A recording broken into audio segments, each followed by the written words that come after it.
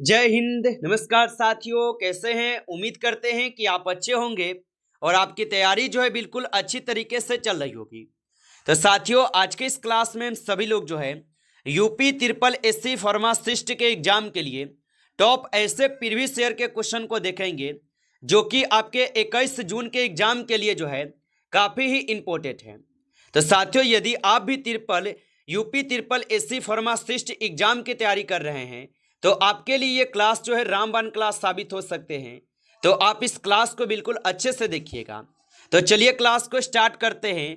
उनसे पहले यदि आप इस चैनल पे पहली बार जुड़े हैं तो आप इस चैनल को सब्सक्राइब कर लीजिए और सब्सक्राइब करके ऑल नोटिफिकेशन को ऑल पे दबा के जुड़ जाइए, जिससे कि जब भी कोई नई क्लास हो सबसे पहले जो है क्लास का नोटिफिकेशन आपके पास पहुंच सके। तो आप इस चैनल को सब्सक्राइब जरूर कर लीजिएगा। साथ ही साथ आप जो है इस क्लास को भी लाइक जरूर कर लीजिएगा। तो चलिए क्लास को स्टार्ट करते हैं और देखिएगा क्वेश्चन क्या पूछा है। क्वेश्चन पूछा गया है कि फार्मेसी का जनक किसे कहा जाता है। चलिए बताएंगे। ये सभी क्वेश्चन काफी इंपॉर्टेंट और चुनिंदे क्वेश्चन लिए हैं जो आपके एग्जाम में 100% जो है ये सभी प्रश्न पूछे जाएंगे। तो आप अच्छे से इन सभी प्रश्नों को याद कर लीजिएगा और बताएंगे आपकी फार्मेसी का जनक किसे कहा जाता है। तो फार्मेसी का जनक कहे जाते हैं आपके ग्लेन को। ऑप्शन यहाँ पे 20 सही जवाब है, ग्लेन को कहते हैं। चलिए अगला प्रश्न देखिएगा और प्रश्न है कि औषधि एवं प्रसाधन सामग्री अभियान कब लागू हुआ। चलिए बताएंगे आप। तो औषधि एवं प्रसाधन सामग्री अधिनियम कब लागू हुआ। तो ये लागू हुए थे आपके 1940 में। ऑप्शन ए हो जाएगा सही जवाब, 1940 में लागू हुए थे। चलिए अगला प्रश्न देखेंगे और प्रश्न क्या दिया गया है। और प्रश्न क्या दिया गया है कि WHO का मुख्यालय कहाँ स्थित है। चलिए बताएंगे आप। तो WHO का मुख्यालय कहाँ स्थित हो जाएंगे। तो इनका मुख्यालय स्थित है जिनेवा में। ऑप्शन यहाँ पे सी सही जवाब है, जिनेवा में स्थित है, याद रखेंगे। चलिए अगला क्वेश्चन देखिएगा और क्वेश्चन क्या है कि पेनिसिलिन की खोज किसने की थी। चलिए बताएंगे आप। तो पेनिसिलिन की खोज किसने की। तो याद रखेंगे पेनिसिलिन की खोज किए गए थे फ्लेमिंग के द्वारा। ऑप्शन यहाँ पे डी इस क्वेश्चन का सही जवाब है, फ्लेमिंग के द्वारा किए गए। चलिए अगला क्वेश्चन देखेंगे और क्वेश्चन क्या है कि एंटीबायोटिक मुख्यतः किस पर जो है प्रभावित होते हैं। चलिए बताइएगा। तो एंटीबायोटिक मुख्यतः किस पर प्रभावित होते हैं। तो एंटीबायोटिक जो है ये प्रभावित होते हैं बैक्टीरिया पे। ऑप्शन यहाँ पे जो है 20 सही जवाब है, बैक्टीरिया पे प्रभावित होते हैं। चलिए अगला क्वेश्चन देखेंगे कि विटामिन सी की कमी से कौन सा रोग होता है। चलिए बताएंगे आप। तो विटामिन सी की कमी से कौन सा रोग होता है। तो विटामिन सी की कमी से जो है स्कर्वी रोग होता है। ऑप्शन ए सही जवाब है, स्कर्वी रोग होता है। चलिए अगला प्रश्न देखेंगे। प्रश्न पूछा गया है कि इंसुलिन किस ग्रंथि से स्रावित होता है। चलिए बताएंगे आप। तो इंसुलिन जो है ये किस ग्रंथि से स्रावित होता है। तो याद रखेंगे इंसुलिन जो है ये स्रावित होते हैं किस ग्रंथि से। तो यहां पे इस क्वेश्चन का आप सही जवाब जो है ऑप्शन यहां पे सी करेंगे, अग्नाशय से हो जाएगा। चलिए अगला प्रश्न देखेंगे। प्रश्न पूछा गया है कि ORS का उपयोग किसके लिए जो है किया जाता है। चलिए बताएंगे आप। तो ORS का उपयोग किस लिए किया जाता है। तो ये किए जाते हैं आपके किसके लिए। तो यहाँ पे 8 नंबर क्वेश्चन का सही जवाब ऑप्शन डी हो जाएंगे। चलिए अगला क्वेश्चन देखेंगे। क्वेश्चन क्या है कि एस्पिरिन किस श्रेणी की दवा है। चलिए बताएंगे आप। तो एस्पिरिन किस श्रेणी की दवा हो जाएगा। तो एस्पिरिन जो है ये हो जाएंगे आपके कैसा आपका दवा। तो एनाल्जेसिक दवा है, यहाँ पे ऑप्शन सी सही जवाब है। चलिए अगला प्रश्न देखेंगे। प्रश्न पूछा गया है कि सामान्य रक्तचाप कितना होता है। चलिए बताएंगे आप।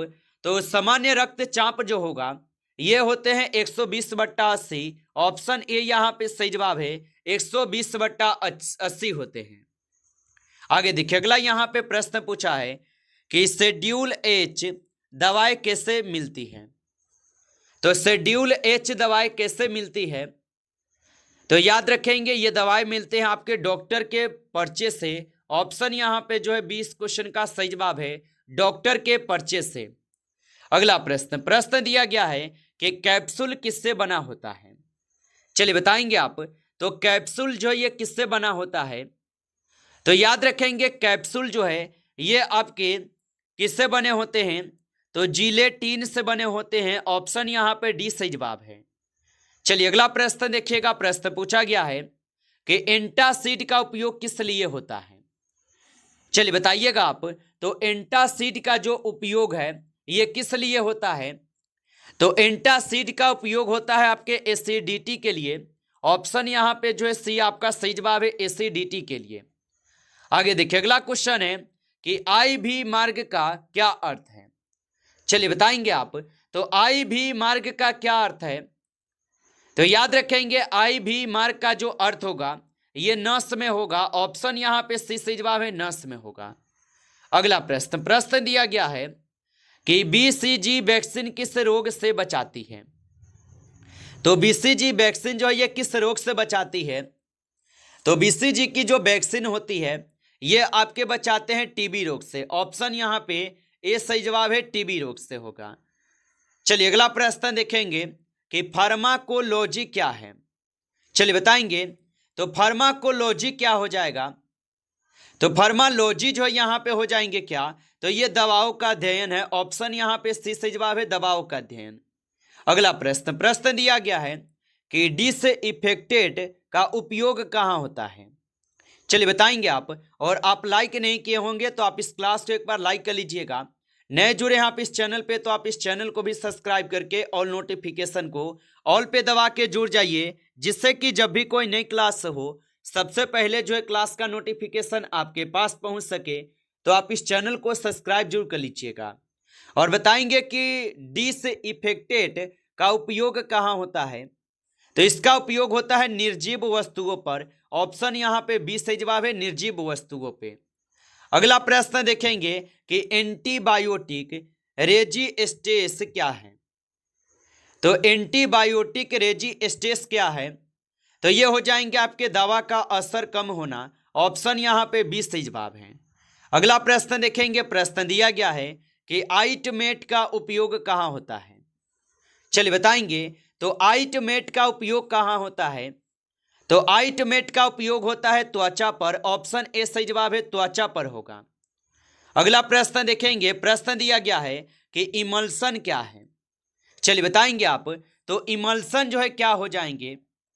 तो याद रखेंगे इमल्सन जो हो जाएगा ये आप सभी लोगों का हो जाएगा यहाँ पे दो अमिश्रित द्रव्य। ऑप्शन यहाँ पे जो है डी सही जवाब है, याद रखिएगा। चलिए अगला प्रश्न देखिएगा। प्रश्न पूछा है कि दवा के अवशोषण की मुख्य साइट कौन सी है। चलिए बताएंगे। तो दवा के अवशोषण की मुख्य साइट कौन सी है। तो दवा की अवशोषण की मुख्य साइट जो है छोटी आंत है। ऑप्शन यहाँ पे बी सही जवाब है, छोटी आंत हो जाएगा, याद रखेंगे। चलिए अगला प्रश्न देखिएगा कि फर्स्ट पास मेटाबॉलिज्म कहाँ होता है। तो फर्स्ट पास मेटाबॉलिज्म कहाँ होता है। तो याद रख लीजिएगा यह यकृत में होते हैं। ऑप्शन सी सही जवाब है, यकृत में। चलिए अगला प्रश्न देखिएगा। प्रश्न क्या दिया गया कि बायो अवेलेबिलिटी क्या दर्शाती है। चलिए बताएंगे आप। तो बायो अवेलेबिलिटी क्या दर्शाती है। तो ये दर्शाती है आपके दवा का अवशोषण प्रतिशत। ऑप्शन यहाँ पे जो है 20 सही जवाब है। चलिए अगला प्रश्न देखेंगे। प्रश्न क्या है कि हाफ लाइफ का क्या अर्थ है। चलिए बताएंगे आप। तो हाफ लाइफ का क्या अर्थ है। तो इसका अर्थ हो जाएंगे दवा का आधा नष्ट होना। ऑप्शन यहाँ पे जो है 20 सही जवाब है, दवा का आधा नष्ट होना। चलिए अगला प्रश्न देखेंगे। प्रश्न दिया गया है और प्रश्न क्या है कि IV मार्ग में बायो अवेलेबिलिटी कितनी होती है। तो याद रखेंगे IV मार्ग में बायो अवेलेबिलिटी कितनी होती है। तो ये होते हैं आप सभी लोग का 100%। ऑप्शन यहाँ पे सी सही जवाब है। अगला क्वेश्चन देखेंगे। क्वेश्चन क्या है कि नियंत्रित दवा रिलीज का उद्देश्य क्या है। चलिए बताएंगे आप।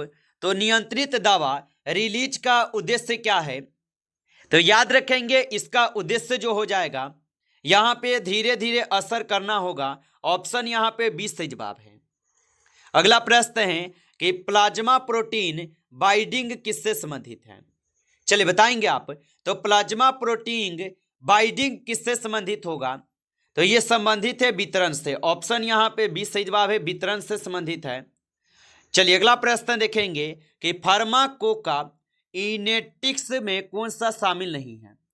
चलिए बताएंगे आप। तो फार्माकोका इनेटिक्स में कौन सा शामिल नहीं है? तो याद रख लीजिएगा, प्रभाव नहीं होगा। ऑप्शन यहाँ पे सी सही जवाब है, प्रभाव। अगला क्वेश्चन देखेंगे कि फार्माकोडा यानामिक्स किससे संबंधित है? तो फार्माकोडा यानामिक्स किससे संबंधित है? तो याद रख लीजिएगा, ये संबंधित हो जाएंगे दवा के प्रभाव से। ऑप्शन ए यहाँ पे सही जवाब है, दवा प्रभाव से होगा। चलिए अगला प्रश्न देखेंगे कि थेराप्यूटिक इंडेक्स क्या दर्शाता है? तो थेराप्यूटिक इंडेक्स क्या दर्शाता है? तो ये दर्शाते हैं दवा की सुरक्षा। ऑप्शन यहाँ पे बी सही जवाब है, दवा की सुरक्षा। अगला क्वेश्चन देखेंगे कि एंटागोनिस्टस क्या करता है? तो एंटागोनिस्टस क्या करता है? तो ये करते हैं प्रभाव रोकता है। ऑप्शन यहाँ पे बी सही जवाब है, प्रभाव रोकता है। अगला प्रश्न यहाँ पे है कि एगोनिस्ट क्या करता है? चलिए बताएंगे आप कि एगोनिस्ट जो है ये क्या करता है। तो एगोनिस्ट जो है ये आपके प्रभाव उत्पन्न करता है। ऑप्शन ए यहाँ पे सही जवाब है, प्रभाव उत्पन्न करते हैं, याद रखेंगे। अगला प्रश्न यहाँ पे दिया गया है कि प्लेसिबो क्या है? चलिए बताएंगे आप कि प्लेसिबो क्या हो जाएंगे। तो याद रखेंगे, प्लेसिबो जो है ये निष्क्रिय पदार्थ है। ऑप्शन यहाँ पे बी सही जवाब है, निष्क्रिय पदार्थ होगा प्लेसिबो, याद रखेंगे। चलिए अगला क्वेश्चन देखिएगा कि प्रतिकूल दवा प्रतिक्रिया क्या है? तो प्रतिकूल दवा का प्रतिक्रिया क्या है? तो याद रखेंगे हानिकारक प्रभाव। ऑप्शन यहाँ पे बी सही जवाब है, हानिकारक प्रभाव होगा, याद रखेंगे। चलिए अगला क्वेश्चन देखेंगे कि टॉलरेंस क्या है? चलिए बताएंगे आप कि टॉलरेंस जो है ये क्या हो जाएंगे। तो याद रख लीजिएगा कि टॉलरेंस जो है ये अधिक खुराक की आवश्यकता है। ऑप्शन यहाँ पे बी सही जवाब है, अधिक खुराक की आवश्यकता है। नमस्कार साथियों, इस क्लास में जो है टॉप 35 क्वेश्चन थे जो काफ़ी इंपॉर्टेंट और चुनिंदे क्वेश्चन थे। ये सभी क्वेश्चन आपके यूपी SSC फार्मासिस्ट के एग्जाम के लिए। साथियों यदि आपको क्लास अच्छा लगा हो तो आप इस क्लास को लाइक कर लेंगे। नए जुड़े हैं आप इस चैनल पे तो आप इस चैनल को सब्सक्राइब करके ऑल नोटिफिकेशन को भी ऑल पे दबा के जुड़ जाइए, जिससे कि जब भी कोई नई क्लास हो सबसे पहले जो है क्लास का नोटिफिकेशन आपके पास पहुंच सके। तो आप इस चैनल को सब्सक्राइब कर लेंगे। चलिए फिर मिलते हैं आपसे एक नेक्स्ट टॉपिक के साथ नेक्स्ट क्लास में। तब तक के लिए जय हिंद, जय भारत।